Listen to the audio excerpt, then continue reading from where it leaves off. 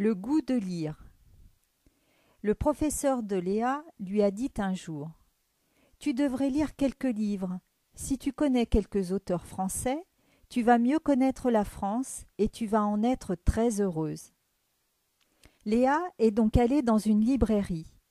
Elle a aimé regarder les couvertures des livres avec de belles couleurs, mais elle n'avait pas assez d'argent pour les acheter. Elle l'a dit le lendemain à son professeur.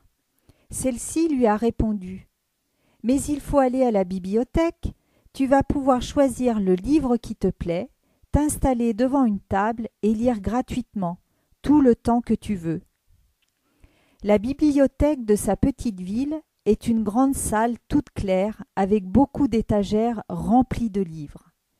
Quand Léa entre, de nombreuses personnes sont déjà assises autour des tables et tout est silencieux.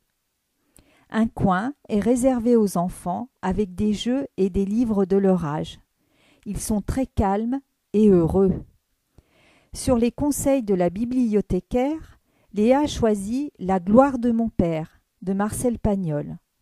C'est l'histoire d'un petit garçon français. Son papa est instituteur à Aubagne, près de Marseille. Marcel Pagnol, un auteur très connu en France, raconte son enfance dans sa famille, une famille simple et aimante. Cette histoire se déroule dans une des plus belles régions de France, la Provence, tout à fait dans le sud de la France, la région du soleil et des paysages magnifiques. Léa n'a pas tout compris dans sa lecture, mais elle a assez compris pour pouvoir imaginer cette famille française en vacances et les paysages de la Provence. Pendant sa lecture, il lui a semblé qu'elle habitait avec eux. Elle a eu l'impression de vivre quelque chose de fort avec cette famille et de passer, elle aussi, des vacances en Provence. Elle a lu le livre 2 fois, avec un plaisir immense. Maintenant, elle a très envie de lire la suite du même auteur, Le château de ma mère, et surtout beaucoup d'autres livres. Elle en a parlé avec sa petite sœur qui est en 3e.